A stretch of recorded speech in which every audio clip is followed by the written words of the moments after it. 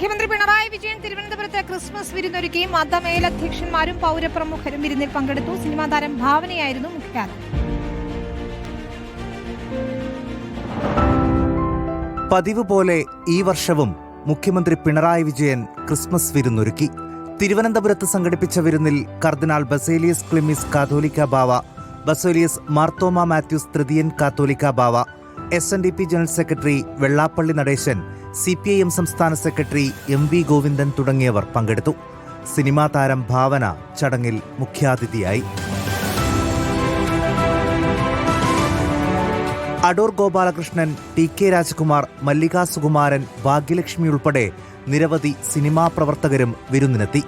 മുഖ്യമന്ത്രി Christmas cake മുറിച്ചാണ് പരിപാടികൾക്ക് തുടക്കമിട്ടത്. ചീഫ് സെക്രട്ടറി A ജയതിലക്, സംസ്ഥാന പോലീസ് മേധാവി റവാഡ ചന്ദ്രശേഖർ എന്നിവരും പങ്കെടുത്തു. റിപ്പോർട്ടർ, തിരുവനന്തപുരം.